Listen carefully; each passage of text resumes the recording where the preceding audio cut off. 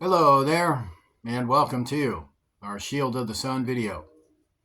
In this video for Secrets of the Universe, we're going to talk about ocean waters.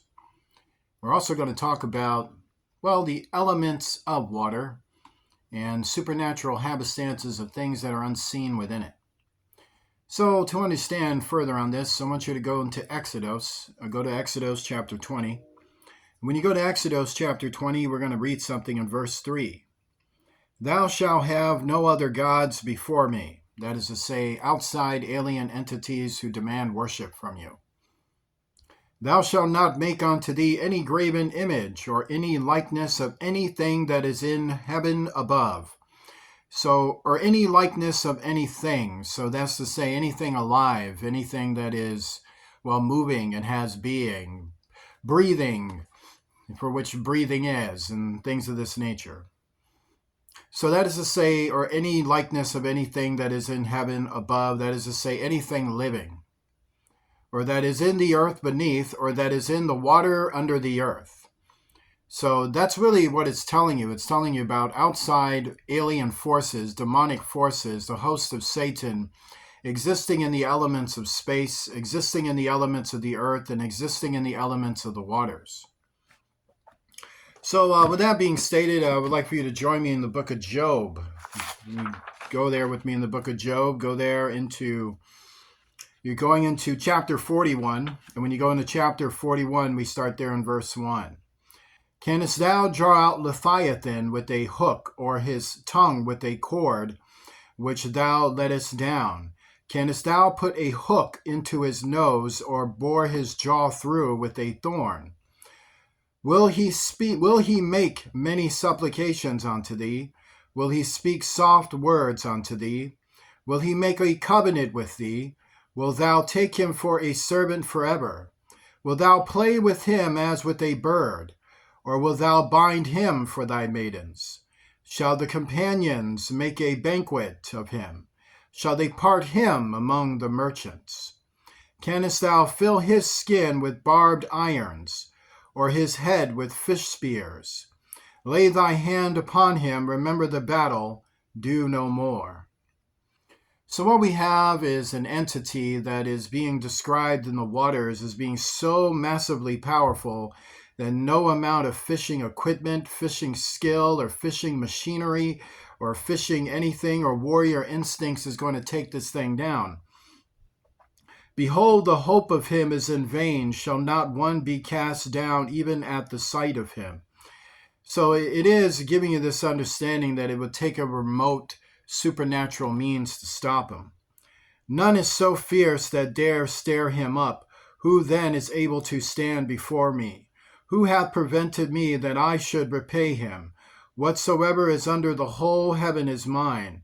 I will not conceal his parts, nor his power, nor his comely proportion.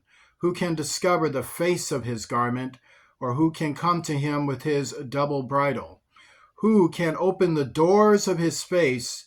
His teeth are terrible round about. So this is to give you this understanding that it is a creature that exists in an unseen realm that is close to the parallel world, where his closeness of his parallel world is right within the steps of our world, and it lies right at the ocean waters. So his world is so close that is close to our earth, and the pinpoint location of its closeness is under the ocean waters. And therefore he can move between two worlds. He can move from the world of his world, and then he can come into our world by traveling into our very ocean waters. And hence the doors, as to say, the interdimensional veil, when the spears of those doors open, the veil comes down and you can see their world, and their world can be seen if it opens up inside this locality within the ocean waters. His scales are his pride, shut up together as with a close seal. One is so near to another that no air can come between them. They are joined one to another, they stick together, that they cannot be sundered. By his nestlings a light doth shine, and his eyes are like the eyelids of the morning. So that's to say he has energy, supernatural energy through his body, and his eyes glow with supernatural energies. He has glowing eyes, eyes that glow with energy of a celestial force that's moving through his eyes, according to the Bible. Out of his mouth go burning lamps, and sparks of fire leap out. Out of his nostrils goeth smoke as out of a seething pot or cauldron. His breath kindleth coals, and a flame goeth out of his mouth. So that's to say he has the supernatural ability to generate celestial force, which can then induce chemicalizations within his body where he can blast flame out of his mouth. So it shows you that he has this energy in this unseen place. So when the doors come down and his face is revealed and the seal comes off and his movements come into the temporal plane, this is the ability he's able to do. So it's a devastating creature that is of the satanic host that exists as a member of the satanic host, and it dwells near our very elements of our very waters. In his neck remaineth strength, and sorrow is turned into joy before him.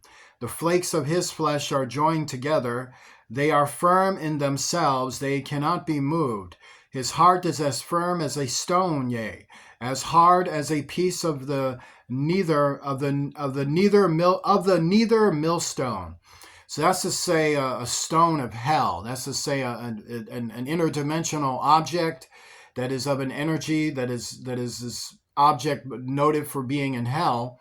And so it is a stone from hell. And thus his heart is being described as that. His heart is described as a stone from hell. When he riseth up himself, the mighty are afraid. By reason of breakings they purify themselves. The sword of him that layeth at him cannot hold. The spear, the dart, nor the habergeon. He esteemeth iron as straw and brass as rotten wood. So that's saying like firing missiles at it and firing tomahawks and hellfire missiles and artillery and 50 cows and all kinds of stuff.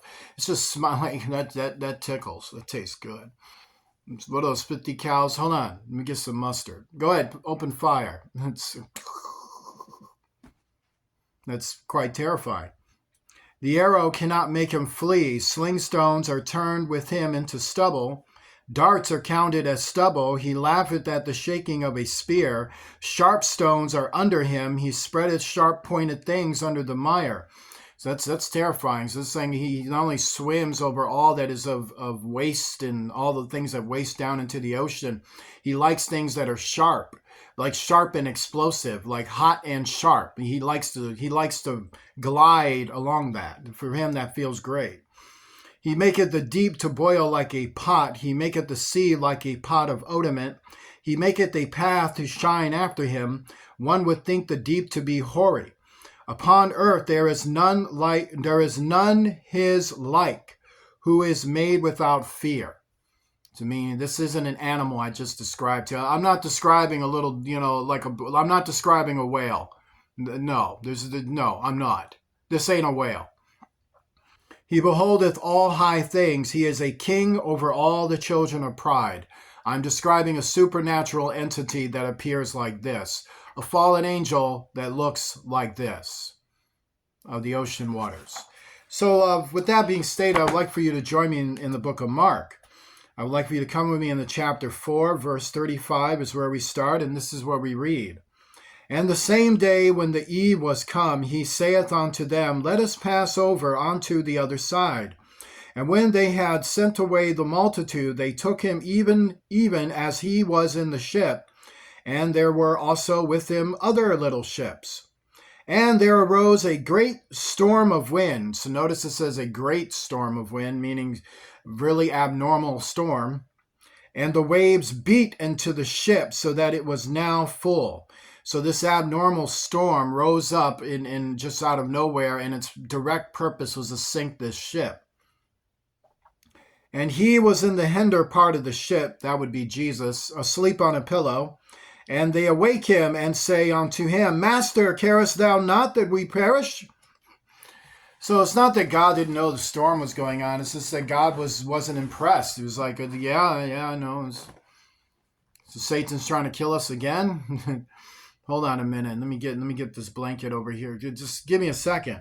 So here's what happened. And he arose and rebuked the wind and said unto the sea, Peace, be still.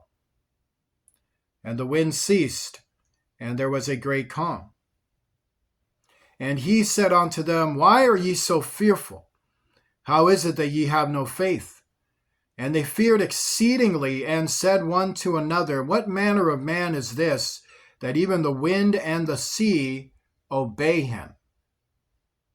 So notice it said the wind and the sea obeys him. Notice that they feared exceedingly. Notice he said, Why are ye so fearful? But notice how fearful they got. Notice he said, What manner of man is this? So what was Jesus rebuking? So notice and rebuked the wind. So he arose and rebuked the wind. So who was he talking to? Was he talking to the waters? Was he talking to the wind? Obviously not, considering what we just read in Job.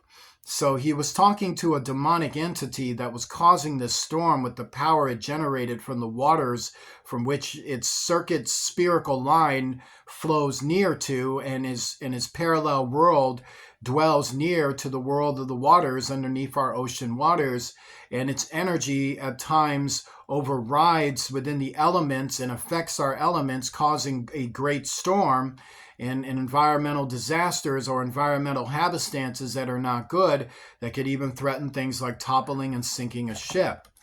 To give just one great example of this, join me in Revelation chapter 12, and we'll start in verse 15.